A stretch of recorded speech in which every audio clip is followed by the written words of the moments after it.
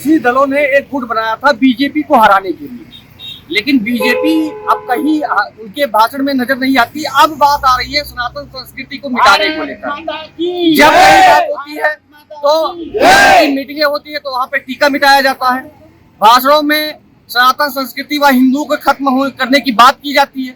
ऐसा ही एक मामला तमिलनाडु के जो सीएम है उनके बेटे का एक बयान आया है कि हिंदुओं को खत्म कर देंगे। उसको लेकर यहाँ पे कुछ लोग आए हुए हैं इंद्रापुरम थाने में उनके खिलाफ कंप्लेंट करने के लिए। उनसे जानेंगे कि क्या उनकी प्रक्रिया है उस बयान के बाद में और क्या किस लिए आप लोग यहाँ पे आए हुए हैं।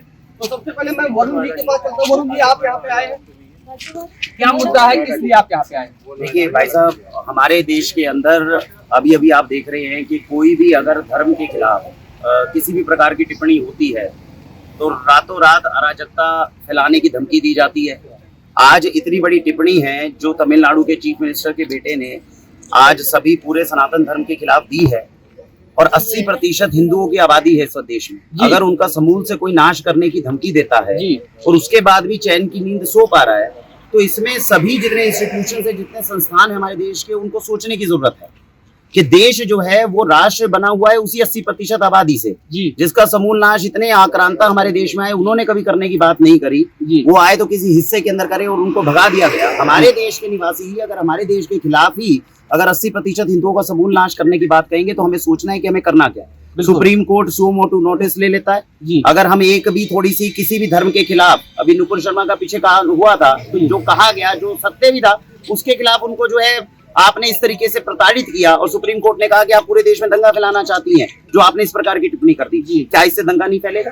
80% हिंदुओं का अपमान किया जा रहा है, उनकी धार्मिक भावनाओं को ठेस पहुंचाई जा रही है, और इसमें अपमान नहीं है उनके किसी एक धर्म के किसी एक आपने प्रतिबिंब के ऊपर प्रश्न चिन्ह नहीं लगाया, आपने तो उसका समूल नाश करने की बात। क्या न्यायपालिका भी गोएंदासी का व्यवहार कर रही है?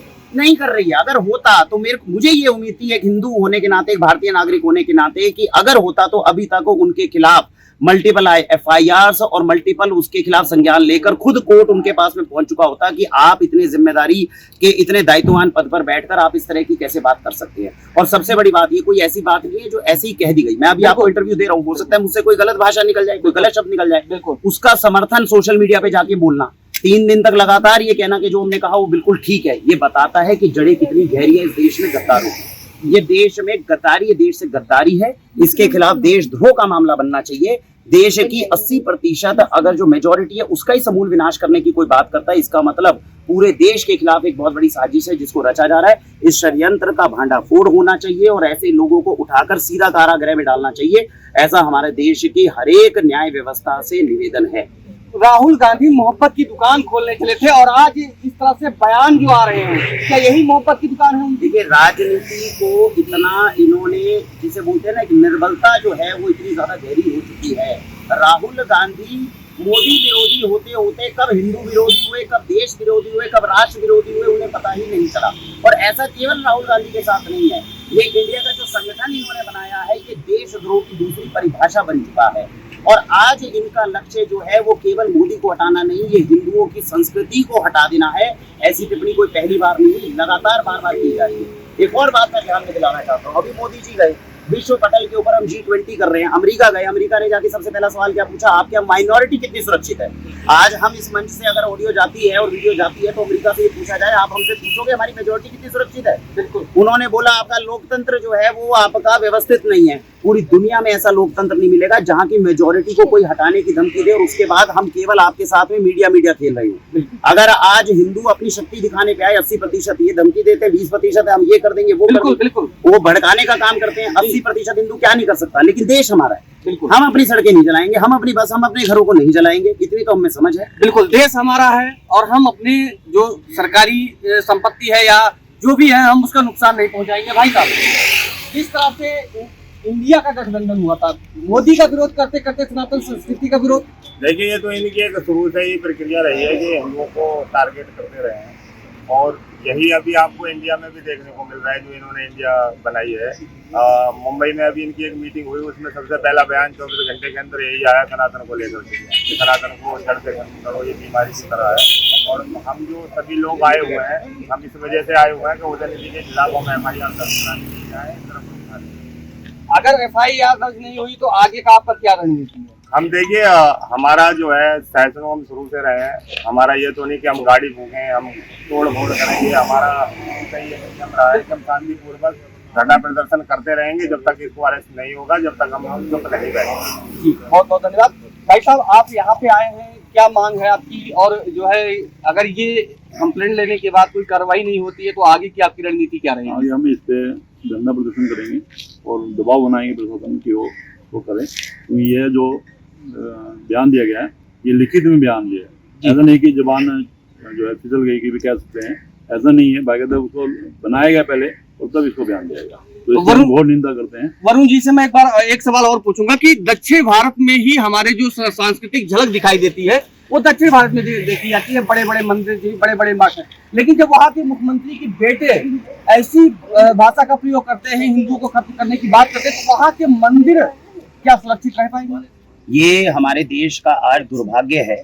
केरला से कभी शंकराचार्य चले थे जिन्होंने पूरे देश के अंदर हिंदुत्व का परचम लहराया था, जिन्होंने पूरे देश को हिंदू की परिभाषा दी थी, सनातन धर्म सिखाया था। और आज उसी धरती से अगर कोई व्यक्ति निकलकर उसी सनातन धर्म का नाश करने की बात करता है, इससे पता चलता है सनातन धर्म की जड़ों को कितना काटने के लिए ये आतुर है। मंदिर हो, मंदिरों को कहाँ छोड़ेंगे? जो सनातन धर्म को खत्म कर रहे हैं तो उससे जुड़े मंदिरों को खत्म करेंगे, उनसे जुड़ी सारी संस्कृतियों को खत्म करेंगे।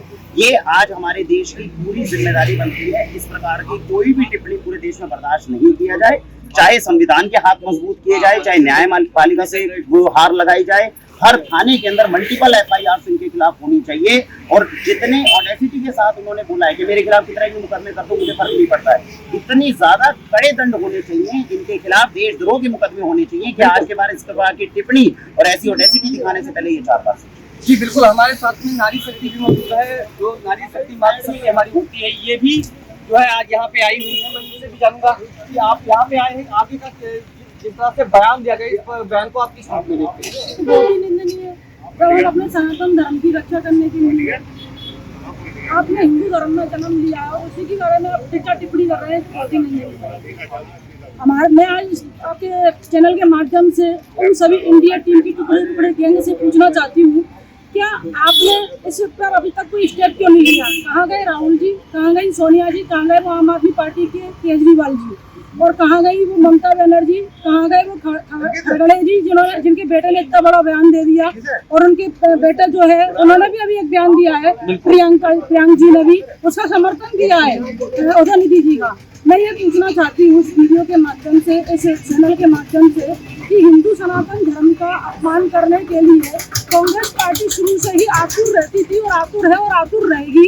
तो इसका निस्तारण करना हम जैसे कार्यकर्ताओं का, और आज इसी प्रक्रिया को आगे बढ़ाने के लिए हम लोग यहाँ पर थाना इंद्रपुरम में SSO साहब को ज्ञापन देने आए हैं। और कांग्रेस पार्टी तो शुरू से ही हिंदू धर्म विरोधी पार्टी रही है, उससे बहुत तो कहीं छिपी भी नहीं है। तो आज जो विरोध प्रदर्शन एक तरीके से हम कर रहे हैं, हम शांतिपूर्ण तरीके से विरोध प्रदर्शन करेंगे, ज्ञापन देंगे।